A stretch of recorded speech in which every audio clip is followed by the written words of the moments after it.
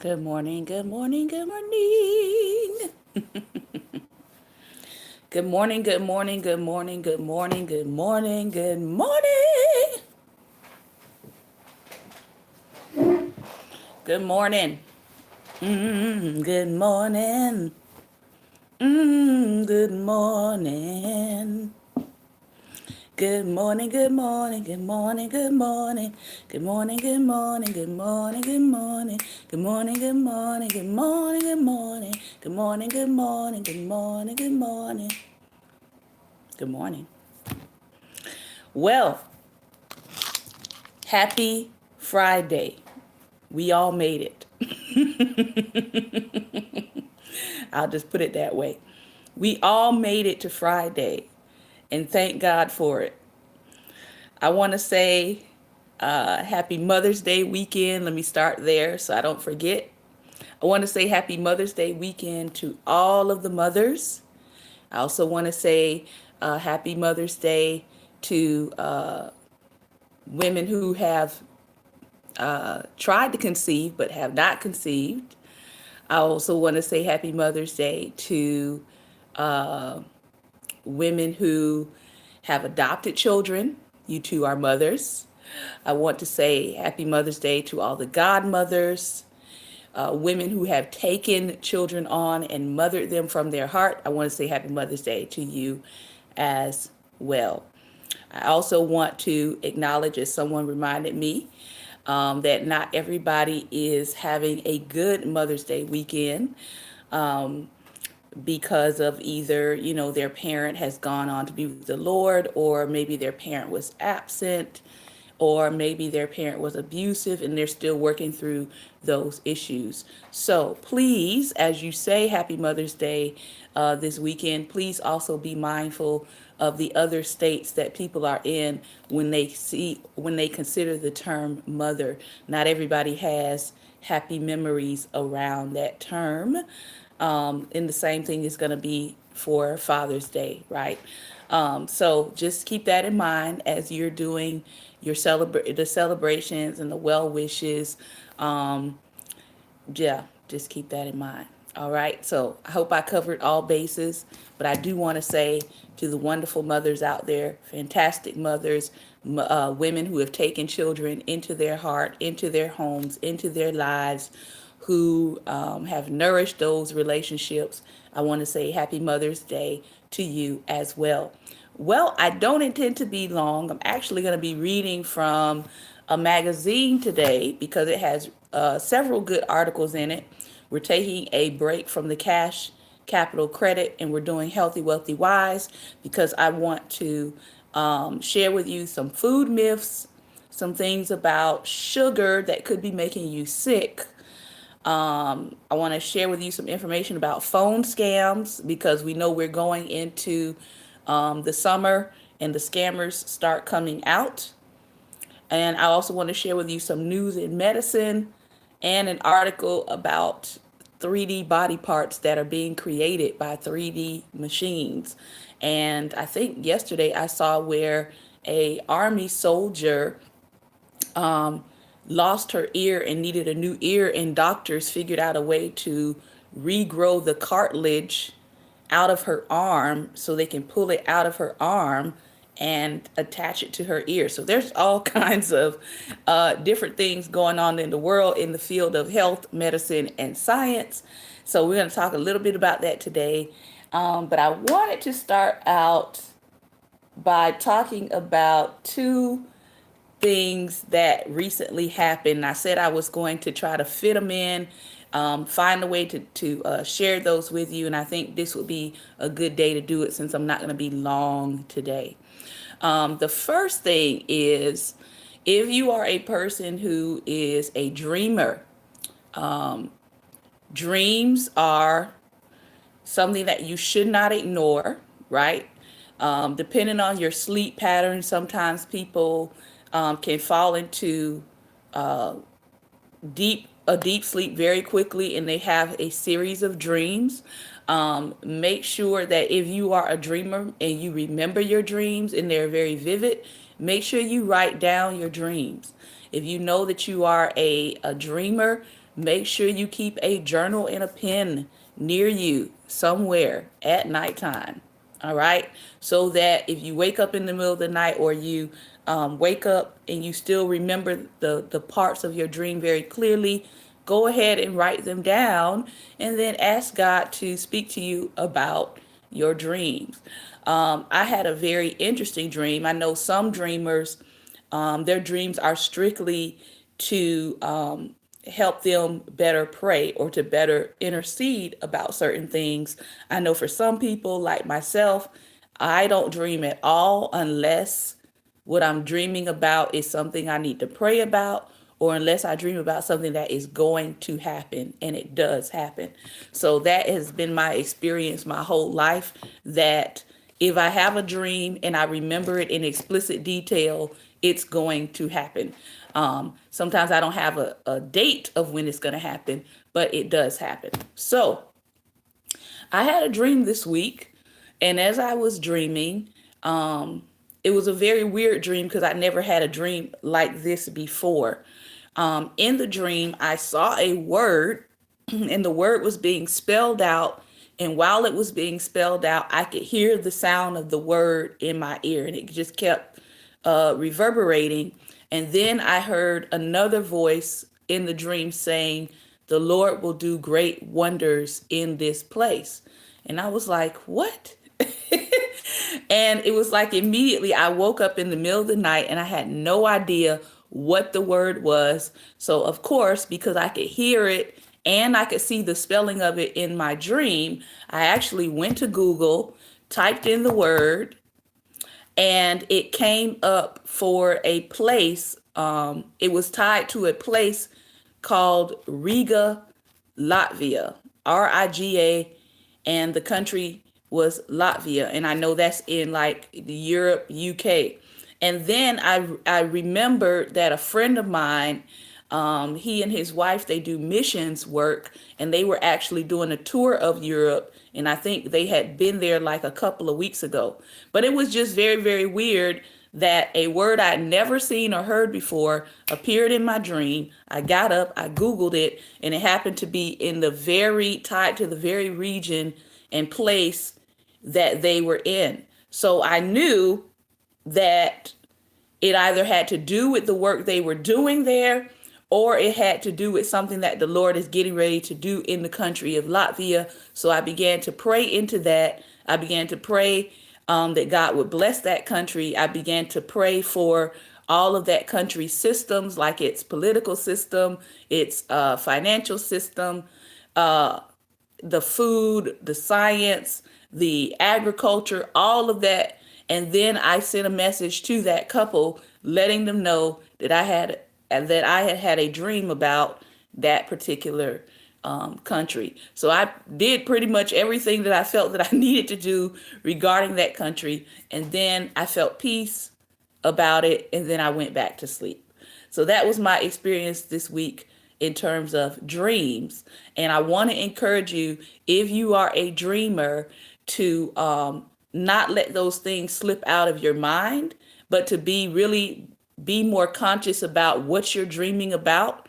And really, if you see certain parts of your dream, or if you see certain things that are very, very descriptive in your dreams, make sure you're writing them down, or you're putting them before the Lord. Or if God is prompting you to dig deeper into what you saw in your dream, that you will actually search it out.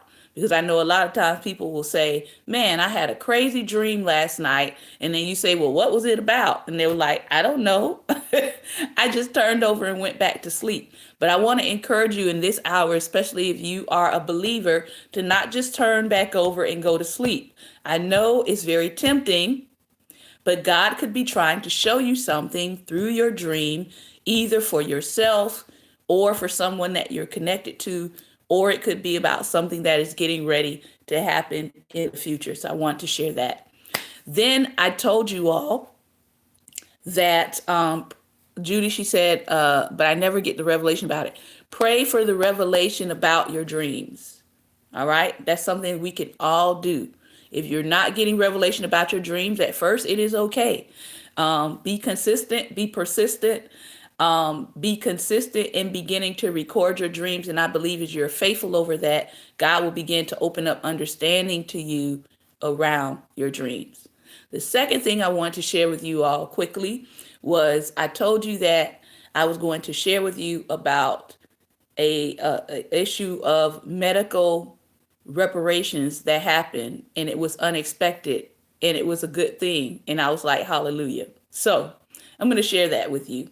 Most of you know, if you've been following my page for a while, most of you know that last year I was dealing with a lot of very detrimental to my health physical problems, and I'm still in the process, in the journey of healing, working my way back to complete health. I had an issue where I needed some iron because my doctors found out that I was iron deficient. I had iron deficiency anemia, right? And so I had been going through the process of getting iron IV treatments, which can be time consuming and very, very, very expensive.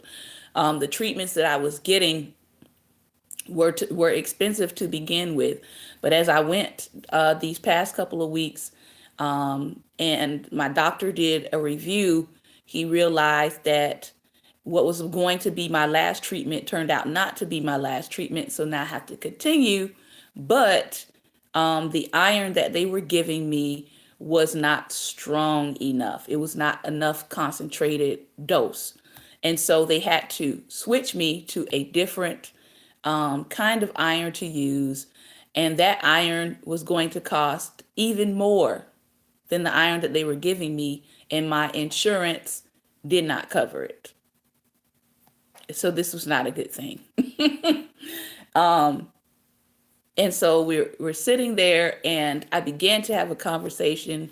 We began to have a conversation with my doctor, and I just let him know, well, my insurance hasn't been covering the past year of what we've had to put out.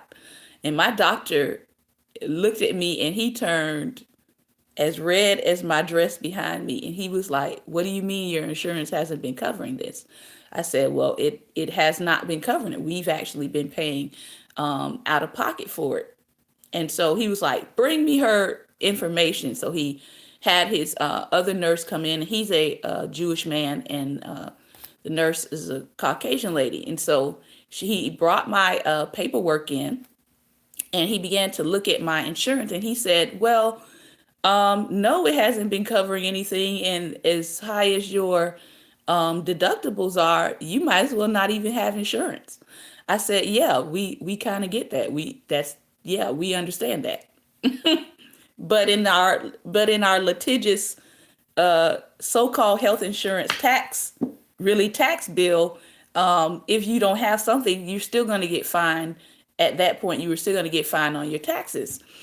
So that man got so angry. He got so angry that we had been paying the whole time for something he said that he knows most people don't have to pay for. And I said, well, I don't know what to tell you, sir. I don't know what to tell you. And what I saw him do, first of all, he said, you're not going to pay for any more of these treatments. He said, these are necessary treatments. These are life-saving treatments. And you're not going to be paying for any more of them. He said, if I have to pay out of my own pocket for you to get these treatments, or my office has to eat the cost for you to get these treatments, you're going to be getting these treatments. And if you have any problems in the future with billing for this, just call my office. Y'all, listen. Listen. I'm telling you, you just don't know how much these treatments cost. When that man said that, I said, what? And then the nurse came back and she said, wait a minute. I think I know of a program that we can put her in that will completely cover the cost, not only for our office, but also for her. So neither one of us will have to pay for these treatments. Hold on, I'll be right back. I think I know a program. And she went, listen, I'm telling y'all, I feel like running right now. She went and she went to the computer and she started inputting all of my information into the system. And sure enough, she found the program she was looking for. She submitted my information and she had to wait for approval. And I got approved just like that. And they gave me, the form that I have to bring in, but it will completely cover the cost of my necessary life-saving treatment. I won't have to pay a dime, and the doctor won't have to pay a dime. What am I saying? That is a form of medical reparations. And I don't want to call the doctor's name out because he asked me not to do that. But I just want to shout out doctors and nurses and people in the medical field. Good morning, love. Doctors and nurses and people in the medical field who actually take the time and go the extra lengths and go the extra mile when they see minorities being, how can I say, taken advantage of through the medical system. And when they say, you know what, this is insane, this isn't right, you shouldn't have to be paying for this, other people don't pay for this, why is your insurance not covering this, why are they making you pay for this? And we know some ways around that. We know some loopholes, and we're not going to hide the fact that we know some ways around this. And we're actually going to go the extra mile, and we're actually going to do the extra paperwork so that you can be taken care of properly. Listen, that is a blessing. I don't care what anybody says. That is a blessing. When people have information, they know that they can help you, and they choose to utilize that information so that it can benefit you and help you. All right. So thank God, because I got approved for it. As my doctor said, this is not just something that's like a side thing that you need. This is a life-saving process and procedure that you need to have done.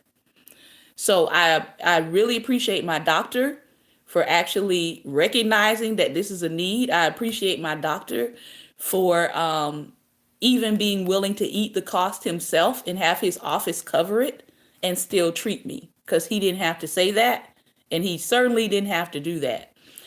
He is like the top in his field, and he's actually been studying my particular condition for 40 years.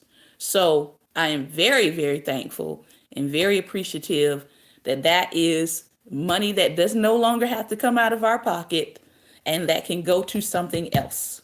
So when you obey God and you do what God has assigned you to do for your life, He will send people that will assist you so that you can keep on living and keep on doing what He has assigned for your life, irrespective of what comes. So I just want to say hallelujah. Thank you, Jesus. Glory to God. Thank God for medical reparations. And I look forward to more kinds of reparations coming into my life. Y'all don't have to believe in reparations, but you all know what I said. You already know what I have to say about it. Jesus said, reparations are coming to those who believe. So, I believe, therefore I shall have. Some people, even including some black people, say, well, we don't need reparations. We don't really need to ask for it. Okay, you don't have to ask for it. I'm going to receive the word of the Lord. The word of the Lord said, reparations will come to those who believe. I believe they shall come. Amen and amen. Moving right along. All right. Because I have work to do. I have vision. And I know that I'm going to need to close some wealth gaps in order to get stuff done that I need to get done.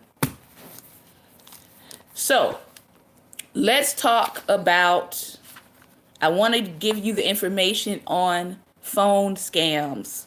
Watching out for phone scams. This really begins to tick up during the summer because people are not, they're not as paying attention. People are kind of on their summer breaks or they're with their kids, and so they'll take a phone call that maybe they wouldn't normally take, and you could get roped into a scam. So there are actually 8 phone scams that are out here that you need to be aware of. The first one, I think most people actually know about this one, but the first one is called the lucky winner scam, where people say, congrats, you've just won a free vacation or $1 million. If it sounds too good to be true, it probably is.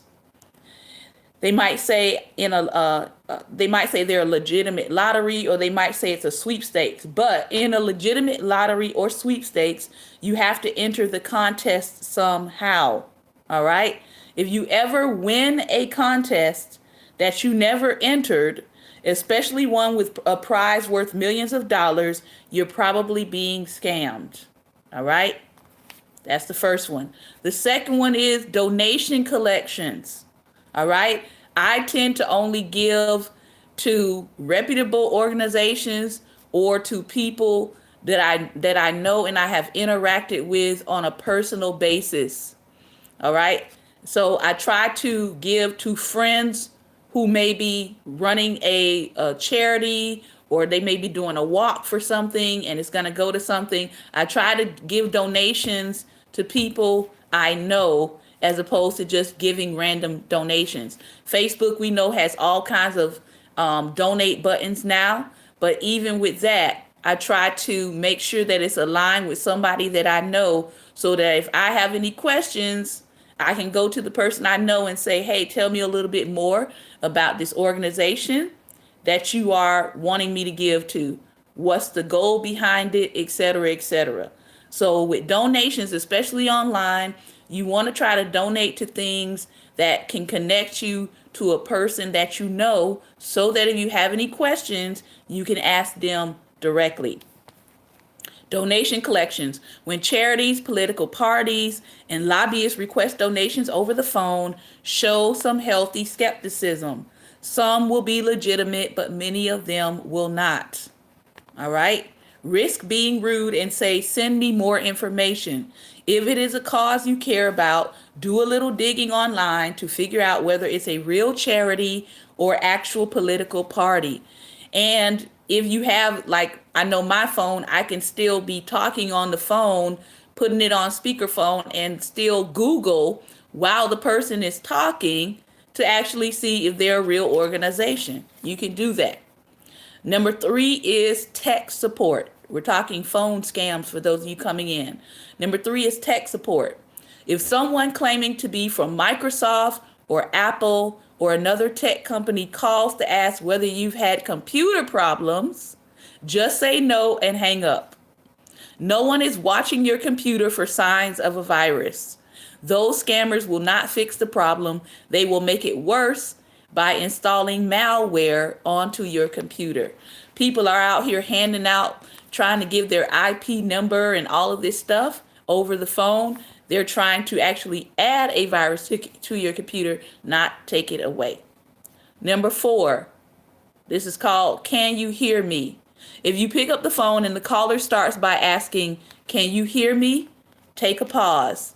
A scammer might be recording your voice to use later to place a phone order in your name with your recorded yes, affirming that you have agreed to their bogus purchase.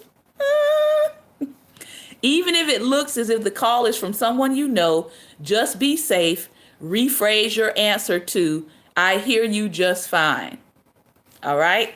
So that's a new one. I have not heard of that, but that is a new one that's out. This one is really popular, especially around this time as people are getting their tax returns back.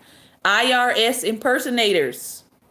If someone claiming to be from the IRS calls to collect money and threatens to send the police if you don't pay right away, hang up.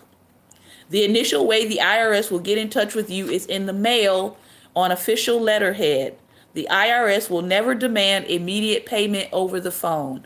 The IRS will never demand immediate payment over the phone. For my older viewers and listeners, the IRS will never demand immediate payment over the phone.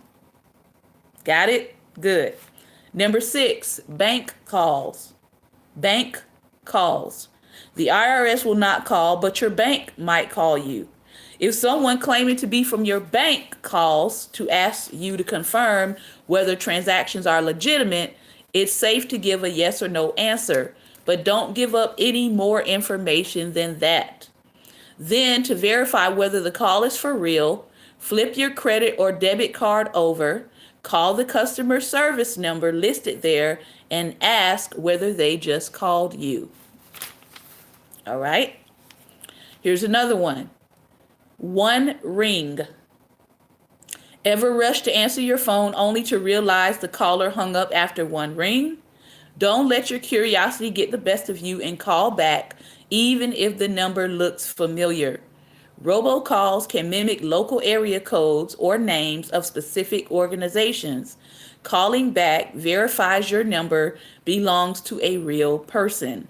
Now you are at risk for scammers to call you again. And lastly, virtual kidnapping.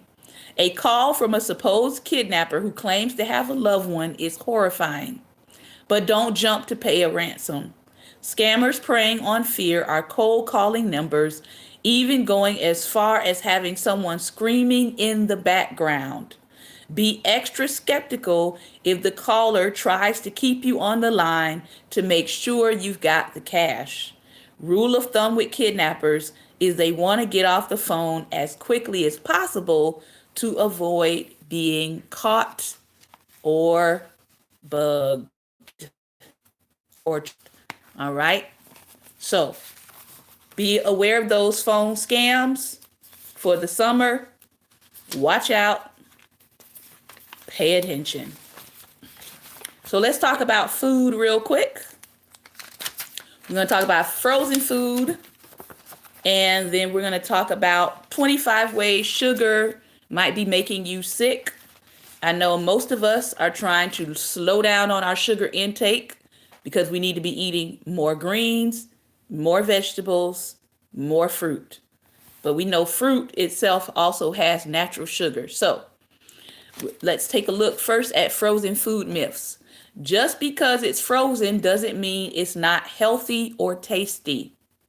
Check out these freezer-friendly tips for your food.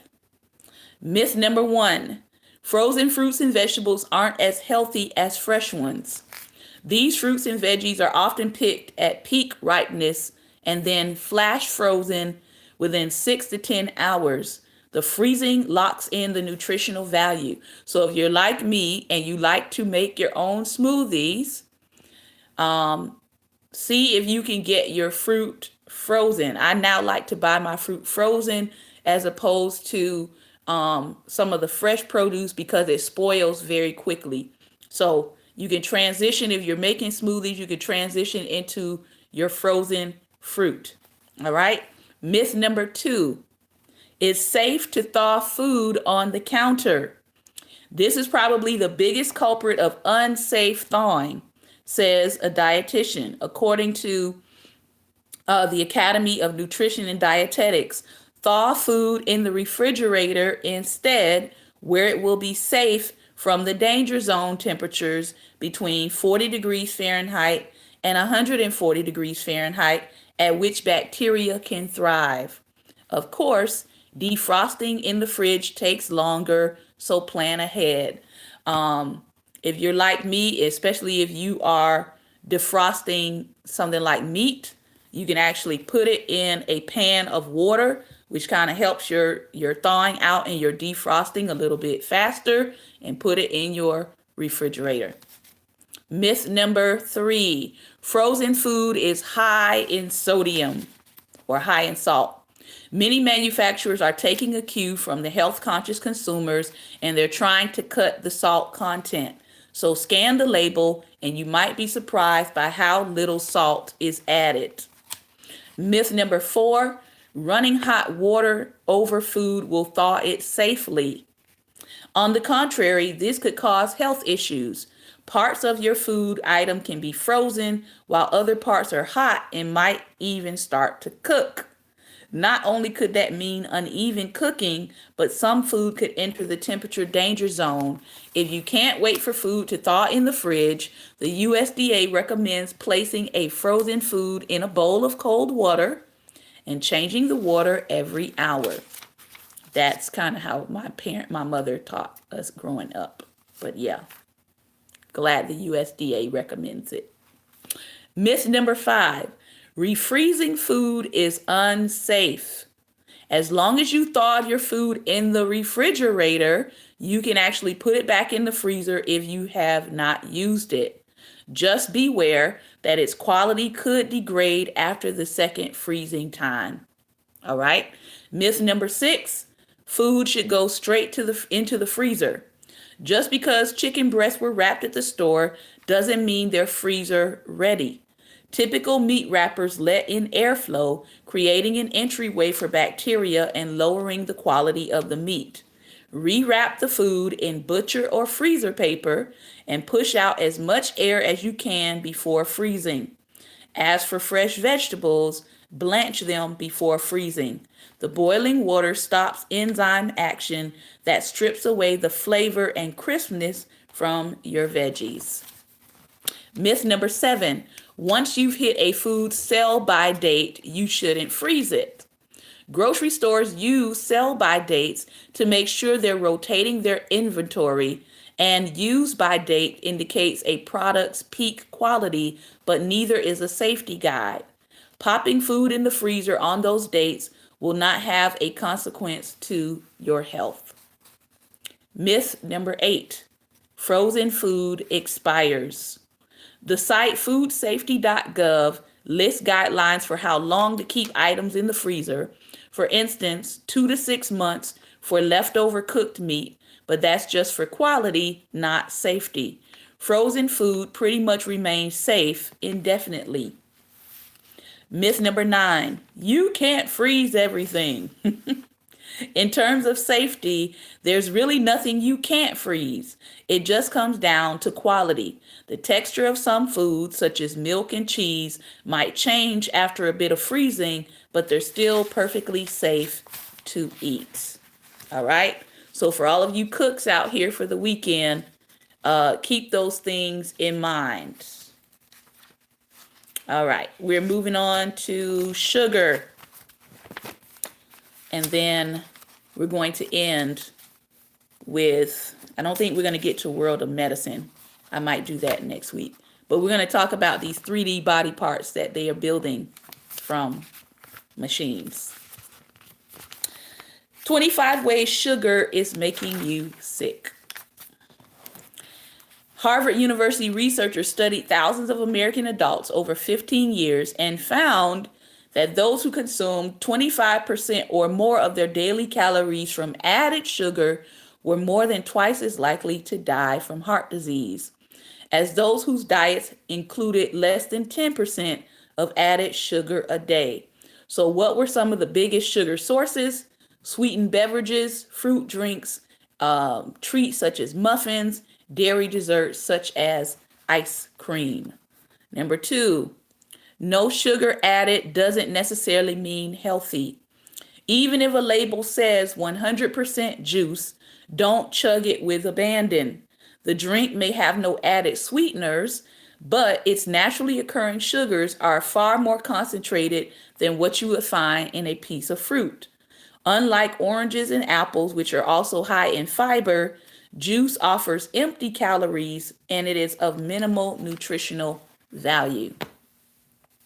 Here's a number 3, excess sugar is linked to dementia.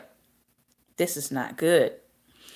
In 2017, researchers at the University of Bath found a molecular link between sugary diets and early Alzheimer's. The scientists discovered a reaction through which glucose affects cells called glycation, and it causes damage to an enzyme that's involved in reducing abnormal protein buildup in the brain, which is characteristic of the disease. Number 4, sugar won't make kids hyper. It's worse than that. A meta-analysis in the Journal of American Medical Association found that sugar doesn't affect children's behavior. It may simply be the environment where certain food is being served. For example, parties that cause children to be more excitable. But it does spike their blood pressure and cholesterol. One 2016 study in obesity showed that reducing a young child's sugar consumption for just 9 days led to improvements in those areas as well as in overall blood sugar levels. I worked at a school. My first 5 years out of college teaching, I taught at a school where all of the children were dyslexic, all of the children had ADHD, and all of them were on behavior modification. And none of them were allowed to have sugar. Let me tell you, it made a difference. It made a difference. We were in a sugar-free environment. Even us as teachers, we couldn't really bring a lot of sugary products into the building because they didn't want to tempt the children. So it was a very, very controlled environment, and it actually made a difference. All of the things that people associated with ADHD, we weren't seeing in the children that we taught because they were on a sugar-free diet. So I know it works. And they were not medicated. In order to be a part of the school, because it was a private school, in order to be a part of the school, the parents had to sign a contract about the child's diet, and they had to agree to non-medication. So kids that came in that were on medication initially, they got off, they were experiencing some reactions to it, but eventually, after a while, those reactions tapered off. So I know what it's like to teach in a building with a school full of ADHD children who are not medicated and they're sugar-free. And you wouldn't know that they had ADHD unless we told you. So having that experience and working in that environment helps me to encourage parents that if you are medicating your child, chances are you probably want to move to something that has to do more with their diet than medication. All right. But consult your physicians before you make any changes, because I'm not a physician. But I'm going to tell you, I've seen it work. Can I do that? I think I can. Yeah.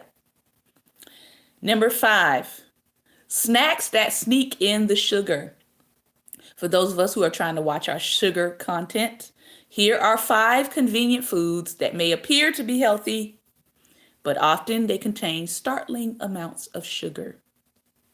Smoothies. A medium store-bought smoothie has about 30 to 80 grams of sugar. When I make my smoothie, I make it with frozen fruit, water, ice. That's it. That's it. If you go to a place, maybe like your tropical smoothie or your Smoothie King, they may be adding extra sugar to your smoothie to get you that more sweetened taste. But if you make your smoothies yourself, you can kind of cut down on that extra sugar. Here's another, oatmeal. For the oatmeal lovers, flavored oatmeal packets may seem like a healthy plan, but they can contain as much as 12 grams of sugar per serving. All right, so if you're an oatmeal lover, watch the flavored oatmeal. Trail mix. Conventional wisdom suggests stashing trail mix in your car for a healthy snack on the go, but a quarter cup of a commercial variety can contain 16 grams of sugar. So if you are a trail mix lover like myself, make sure you're checking the sugar content on the back of your trail mix. Yogurt. A 5-ounce serving of fruit-flavored yogurt can contain 22 grams of sugar. If you top it with a quarter cup of store-bought granola, you're downing another 6 grams. And salad dressing. Now we check our salad dressing's sugar content. Grabbing a salad for lunch is smart, but not if you pick the wrong bottled dressing. Some brands of French dressing or even your vinaigrettes have 5 or more grams of sugar per 2 tablespoon servings. All right? So those are some snacks that try to sneak in the sugar. 13 5-pound bags. That is the amount of added sugar the average American eats in a year without noticing most of it. The American Heart Association recommends that men consume no more than 9 teaspoons or 36 grams of added sugar per day, about the amount in the Three Musketeers bar, and women no more than 6 or 24 grams. On average, we each ingest about 78 grams of sugar a day. An expert says you should cut down now. So with all the negative news about sugar, should we switch to something else? The evidence is also mounting against sugar alcohols. So I don't use sugar alcohols at all because when I first started doing studies on health in my diet years ago, I learned that sugar alcohol is actually worse than sugar. So the evidence is mounting against sucralose, saccharin, and aspartame, also known as like NutraSweet and stuff like that. If you look at the back of them, that's what they are. Some research shows that these sweeteners actually damage the microbiome in your gut. They're also associated with weight gain and glucose intolerance, the things that people actually try to prevent. So based on what we know, we wouldn't say that you should consume these products or try to give them to your kids. So people who are trying to lose weight, they're now using sweeteners, which are actually making them gain weight. All right. So if you're a person trying to lose weight and you're substituting your sugar for your sugar alcohol, that's actually worse than the sugar. Just thought you should know. All right. Same thing with people who drink diet sodas. You're drinking Diet Pepsi and Diet Coke. It has these sugar alcohols in it. It's actually worse than the Coke and the Pepsi. All right. How do you keep added sugar from seeping into your own diet? All right. Just don't have it around the house. I like to use sugar in the raw, and I get them in packets so I can measure how much sugar that I'm using. But I don't have big bags of sugar in the house. Don't do it. All right.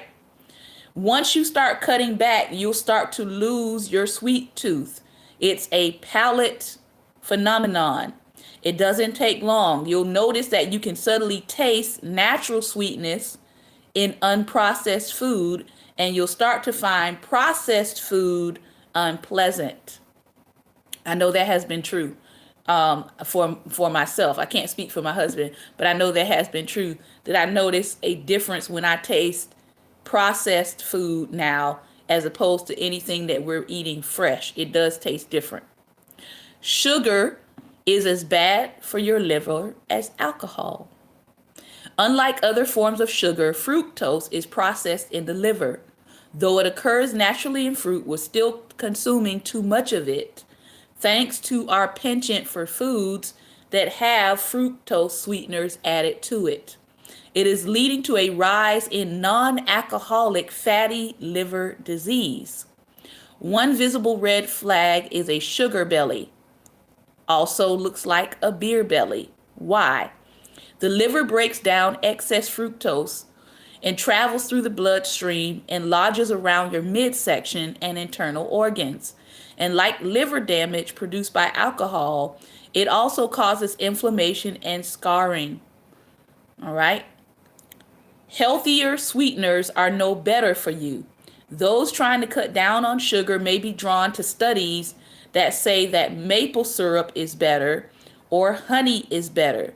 but sugar doesn't add a significant amount of other nutrients.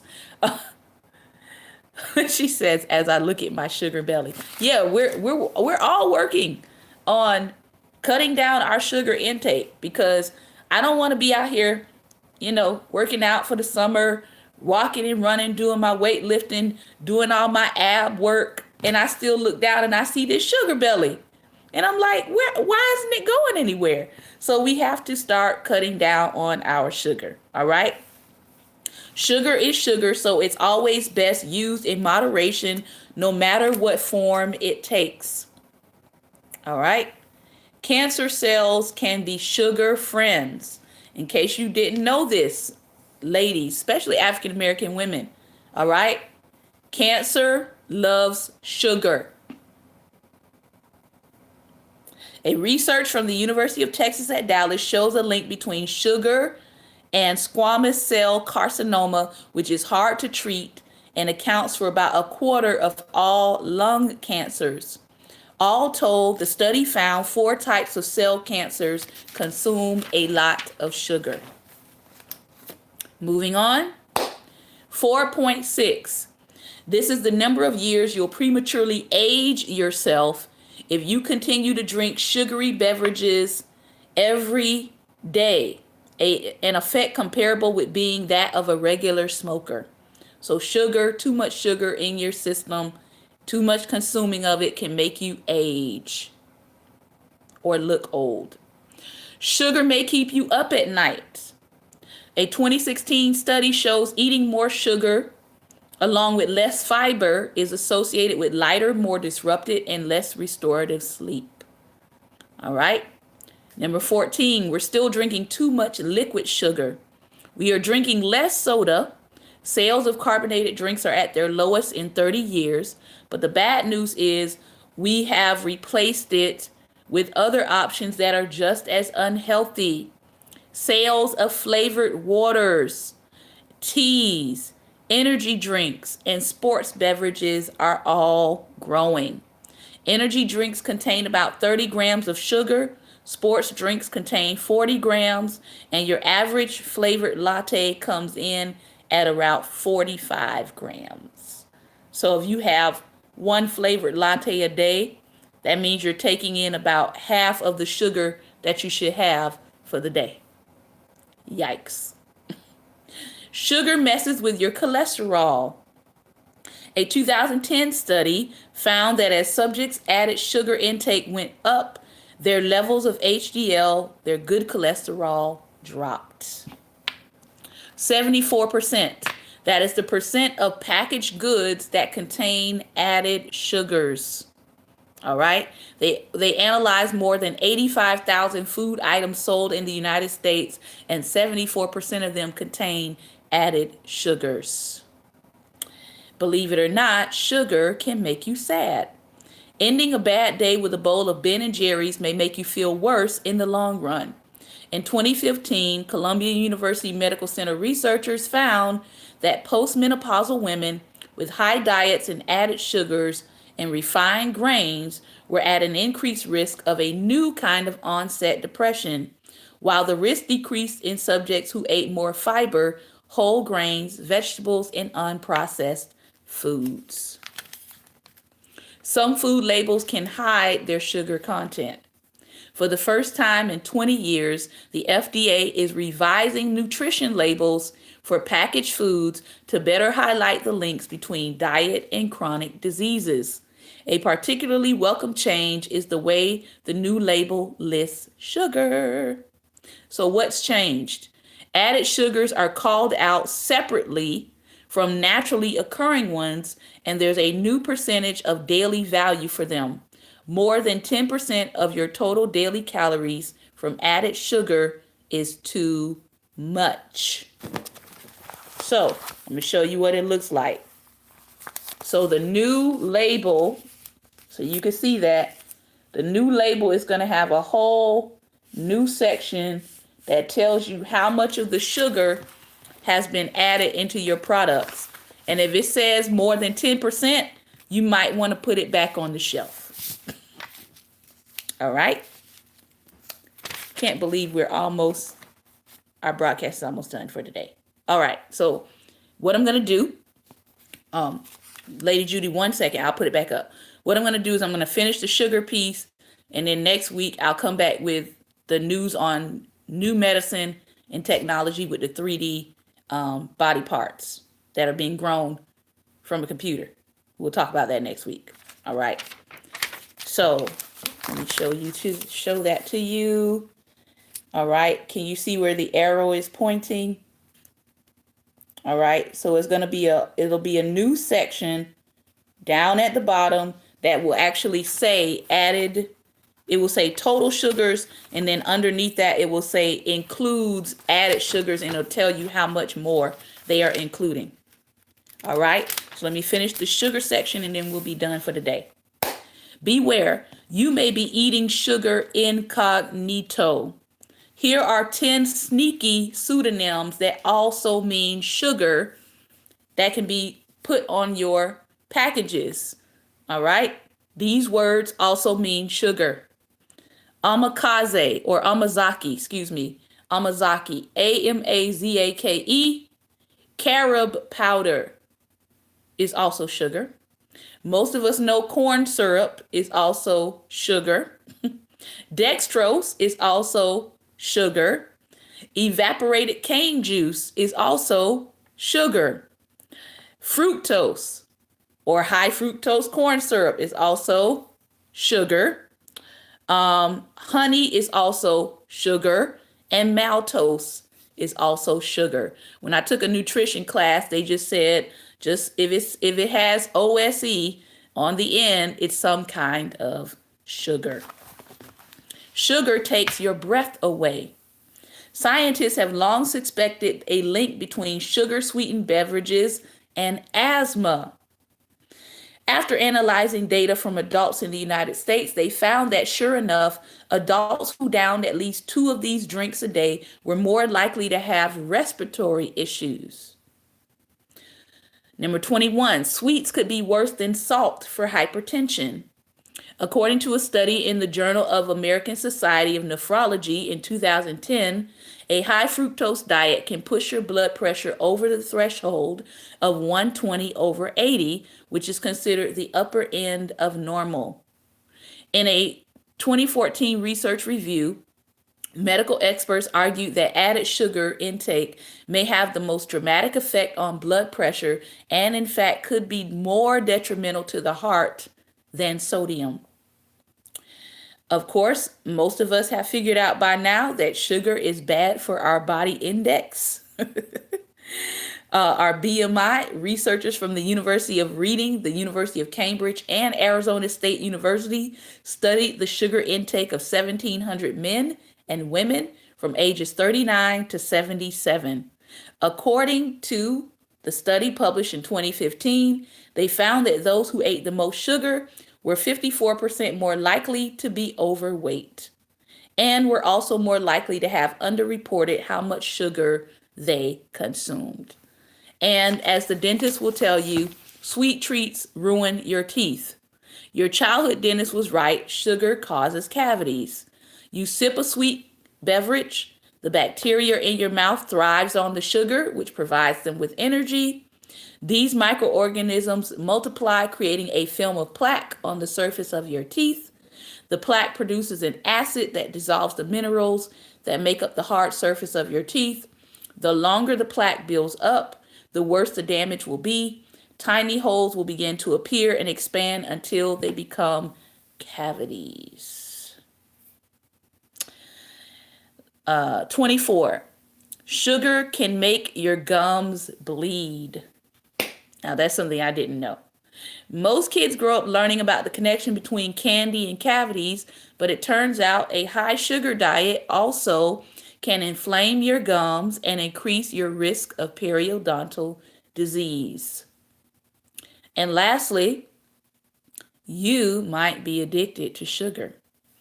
Many people don't realize that the chemical compound between sugar and cocaine is like one chemical connection off. All right. And that in the past, if you study the history of sugar, it was used for medicinal purposes. All right. And so when people go on a sugar detox, it can literally feel like you will have withdrawals. It can literally feel like you're an addict having withdrawals coming off of sugar. And some people get migraines, serious migraines for several days at a time when they're coming off of sugar. I know I've done it a couple times where I have had a sugar detox, and I know when I was dealing with diabetes and I was off of my sugar-free diet, and when I tried some sugar and then I tried to go off again, I would have serious migraines. So just as a caution to those who are saying, I'm going to go cold turkey and I'm not going to do any sugar, you will experience withdrawals. You will probably have huge migraine headaches, maybe 2-3 days. I know some people have actually said that they've had migraines for a whole week after trying to withdraw from all sugar. Okay. Though some researchers quibble with the idea that sugar is addictive, past studies do show that sugar elevates levels of neurotransmitter dopamine, which forms a key part of the brain's reward and pleasure centers, in a way that's remarkably similar to the effects of nicotine and morphine. There's growing evidence that sugar leads to cravings and withdrawal, which are the hallmarks of addictive disorders. You can see the effects on an MRI. Now, Australian researchers have discovered that drugs typically used to treat cocaine and nicotine addiction, such as varenicline, could also help so-called sugar addicts kick their cravings as well. All right. They just confirmed what I was just saying. So if you are trying to go cold turkey, absolutely no sugar, just be prepared for 3 to 7 days possibly of these reactions and your body actually having withdrawal symptoms from getting off sugar. All right. And I would highly recommend that if you're going to do that, make sure that you have a commitment to being off sugar permanently. All right. Consistently. Because if you go back and then you do it again and you go back and you do it again, you're going to be hurting. That's all I'm going to say. You're going to be hurting. So I hope that what I have shared with you today was helpful. Hopefully you'll start thinking about your diet. You'll start looking at your labels more closely. If you're into the energy drinks and you're into the drinks like Gatorade and Powerade, right? I know we're getting into the summer and people want to use those drinks to stay hydrated, but make sure you're checking the sugar content on them as well. All right. Because you may be doing more harm than good. Water, water, water, water, water, and more water. And my husband will tell you more water and more water. I like to pick at him sometimes because, you know, he downs all of the 6-packs, and all of the 6-packs that he downs are water. And I'm very thankful that they're not 6-packs of anything else. So I tell him, get all the 6-packs you want to get and enjoy and drink to your heart's desire. All right. So this has been another episode of Daring Dialogues. I have been your host, and Life Nation will not be meeting this Sunday. We do want you to enjoy your weekend. We want you to enjoy the celebration of family. We want you to go out and enjoy the women in your life, the mothers that you are around. So we will not be in service on this Sunday. All right. So we'll see you, Lord willing, on Monday, 11 a.m. Eastern Standard Time. Again, happy Mother's Day to all of the lovely ladies on here who are mothers. Happy Mother's Day, YouTube audience and live stream. Remember, light is the most daring opposition to darkness, so please go out today and be light. Take care. Have a safe weekend. Have a wonderful time, and God bless.